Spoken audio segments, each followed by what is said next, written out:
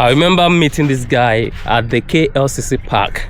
He was a black American, and he asked me a question. He was like, hey dude, what does it actually feel like to be a black person in Malaysia? And I said, well, at least we don't get shot by the cops. And he started laughing.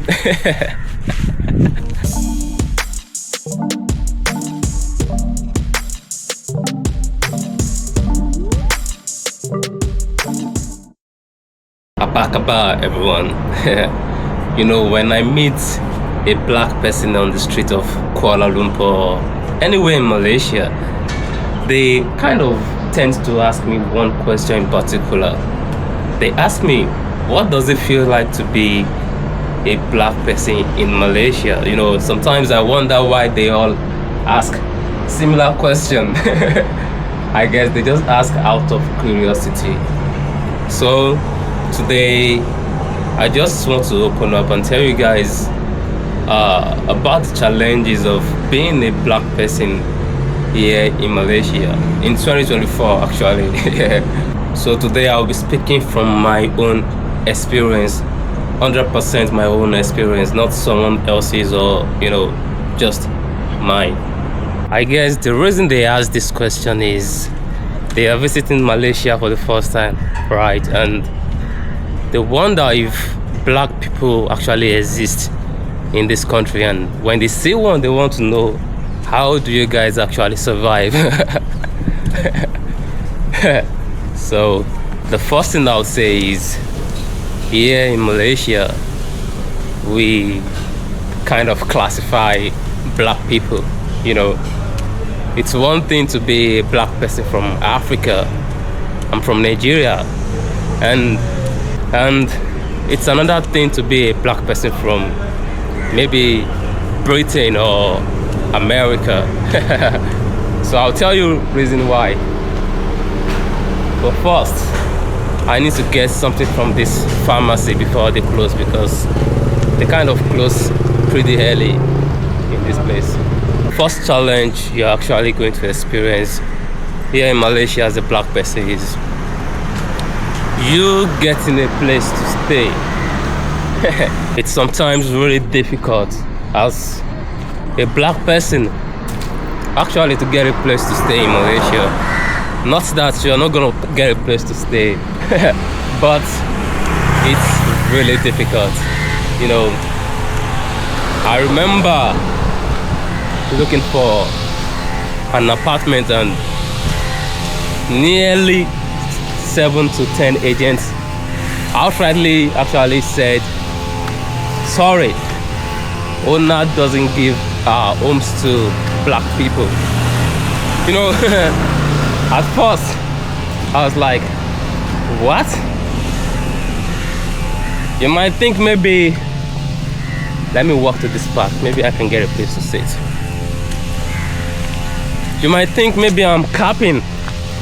You know, at the point in time I had the screenshots of these people just saying, sorry, owner doesn't give houses to people from Africa. And, you know, I kept at least 10 of these screenshots.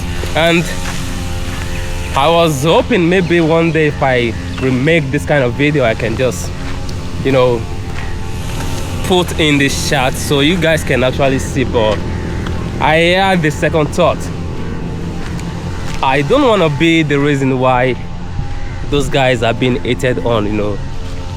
What if someone actually knows them and, you know, started talking shit to them like, hey, you are being racist, hey, you know. So I don't want to be a reason why those guys are having a hard time, you know. So let's just keep it this way. The reason I said earlier that you being a black British or a black American in Malaysia is different from you being a black person from Africa is, you know, I had this encounter with an agent in Kuala Lumpur. I was looking for a place to stay around, I think, just close to Seta Park. It's called Titiwangsa. Yeah, I remember. So there's this building in Titiwangsa. I won't say the name of the condo as well. Hi. So we talked and he asked me to come check the house. He knew I was a black person, right? Because my picture was on my WhatsApp display picture. Yeah. So on getting there, we talked and it was time to actually talk about how to get the payment done and maybe sign an agreement. Then he asked me a question. He said, "Are you from England?" I said, "No, I never told you I was British to begin with." And he said, "Okay." He said he was gonna get back to me. I said, "Cool." Then few hours, I didn't actually hear from him. Then I had to just shut him up like, "Hey, what's up?" And he said, "Sorry, the apartment is no longer available." You know, that was really funny considering the fact that 2 hours ago this apartment was ready for me, and suddenly it's no longer available just because I'm not British. So that's why I said there are levels to being black in Malaysia. If you are a British black or the American black, it's different from you being a black from Africa. This neighborhood is beautiful. Let's walk this way. But they have dogs everywhere. They keep barking non-stop. Another challenge you're gonna have here as a black person is getting a job. It's actually very difficult to get a job in Malaysia as a black person. You know, most of the black people actually works here. No, let me put it this way. Majority of Africans who actually works here in Malaysia got the job right in Africa before coming to Malaysia. So if you're in Africa right now and you're watching this and you feel like maybe Malaysia is gonna be a perfect place for you, if you relocate to Malaysia, you can easily get a job and start a life. It's tough here to get a job, trust me. Sometimes when you are even try to hunt for a job, you see these descriptions every time like it's for Malaysians only, you know, in capital letter. So you just have to bounce out. So that's another challenge being a black person or an African here in Malaysia. It's very difficult to get a job, and even when you create job opportunity for yourself, it's kind of just limited, you know, very limited. The country is beautiful, you know, it's safe. This country has everything for you to survive, everything you actually need, you know. I mean, it's an amazing place to be. But for you as a black person, I would advise you, maybe you have a lot of better options out there, you know. Jobs opportunities here for black people, for Africans, actually are limited. So that's one of the major challenge being a black person in Malaysia. Even when you actually work as a freelancer, it's very difficult as well, you know, because you as a freelancer, you actually need to connect with people to actually make money, right? You need somebody to tell somebody, you need to work with somebody, you know, to work with another person. So in Malaysia, there's something called cultural difference, which is going to affect you because Malaysia is not a country where you can approach anyone to talk. It's really difficult because they actually hardly talk to people on the streets. So in Malaysia, there's something called a cultural differences, or cultural differences. It's difficult to get someone to talk to you on the streets of Malaysia. You might even walk to someone in a park like this, and they just kind of, maybe not being a snob, but they just feel like maybe you have no connection with them, and there's nothing to talk about. So that's one of the challenges being here in Malaysia. It's difficult sometimes to interact with people in a place like this, and get to know, and maybe just kickstart something from there. As we all know, a lot of Africans are actually running away from Africa to get a better life, because look at Africa today, it's messed up. So people are actually trying to get a new place, to start a new life, maybe start a family. So if you are willing to start a new life or start a family as a black man or as an African, I would advise you, Malaysia is actually not a place to come to start a family, because how do you start a family without a proper job? It's going to be so difficult for you. So it's better you look for better options, places where you can get a job, then start a family. If you start your family somewhere in North America or Europe, or maybe Great Britain and other islands, it's easier than you starting a family in a place like Malaysia, because over there you can get a stable job.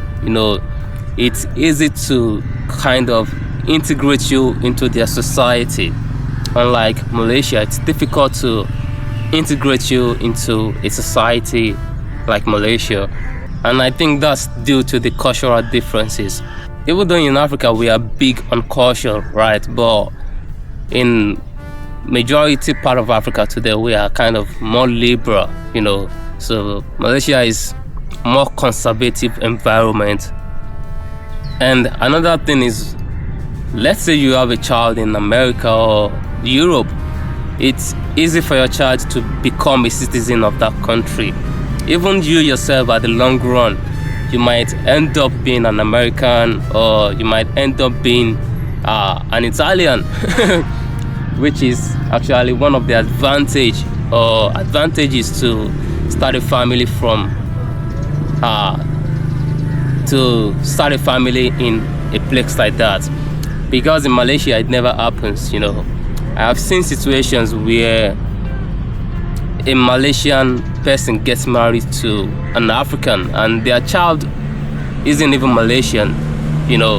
I see that kind of news every time, where a mother is fighting for her child to actually be a Malaysian, even though she's a Malaysian, but because she didn't get married to a Malaysian. So for someone from Africa, if you are willing to start a family, just start your family in a different place entirely. I'm not sure if I have actually seen a black Malaysian. You go to America, you see black American. You go to Europe, you see Europeans that are blacks. You go to Britain, you see British that are blacks. So in Asia, generally, it's difficult to come across a black person who is Asian, not just Malaysian, I think. But today, I don't know much about Asian countries. I'm just exclusively speaking on my experience here in Malaysia. Because you will never walk the street of Malaysia and meet a black person that says, "Yo, I'm Malaysian." That's like nearly impossible. And I remember there was this day I was going to the hospital. I have an appointment with my doctor, and I kind of used the Grab app to get a taxi, and this taxi arrived and he refused to pick me up. He got to me and he was like, no, I'm not gonna pick you up. I was like, why? And he asked me to cancel. I said, I'm not gonna cancel, you have to pick me up. And he just furiously left. Then I started wondering, why did he just outrightly refuse to pick me up? I don't know him. I don't, maybe he actually has had past experience or experiences with Africans or black people like myself, but that doesn't mean you should treat every black person you come across that way just because of your past experience with some or a black person, you know. And the latest experience of someone treating me like that was the last time I went to Putrajaya to make the Ramadan Bazaar video. I went with Malik. So we got to the train station, and from the train station you actually need to get a bus to the Pink Mosque. And on get to the train station, you can't just go with any bus. You need to go with a specific number. I was kind of asking the bus driver, like, excuse me sir, Apakaba, please, which of the buses is going to the bazaar, the Pink Mosque? And you know, he just kind of sat there like I was invisible. It was funny. He didn't actually utter a word to me. I was there for like 30 seconds just trying to catch his attention, like, hello sir, excuse me sir, Apakaba, you know. He didn't say a word until Malik came into the picture, and immediately saw Malik. He was hyperactive, he was ready to speak, and I was like just blown away. I was like, wow. And Malik said, what happened? And I said, bro, I've been standing here for like 30 seconds just trying to talk to this man, and he wasn't even responding, and now he saw you, he was ready to speak. You know, I don't know him. I'm not saying he's racist, or I'm not calling him a racist. I'm just saying when you treat people like that, they tend to feel less human. Like, you know, why wouldn't you talk to me? Then suddenly you want to talk to someone else. You know, it's strange. But do I see myself as a victim? I'm never a victim, because if you don't speak to me, eventually someone else would speak to me. That's how life works, right? That's just how I see things. But you know, some people are so emotional. When they get treated like that, they feel furious inside of them, and you know, they don't know how to react. So I think it's not so difficult to treat one another with respect, you know, especially when it comes to things that actually doesn't even matter, like saying hello, hi. It's not so difficult, right? In conclusion, it's 2024, right? And things has changed in Malaysia. I mean, at a point in time, there were buildings that would actually put a banner up that says no black person allowed into this premises. It sounds funny, but yeah, that's true.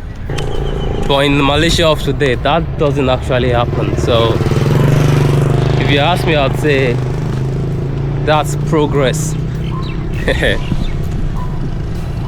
So all I'm saying is Malaysia is a country with over 30 million people, and I'm not saying Malaysians are racist. No, you know, I can't judge 30 million people just because I had a bad experience with probably 10 Malaysians. That's not how this works. So I'm not saying Malaysians are racist or whatever.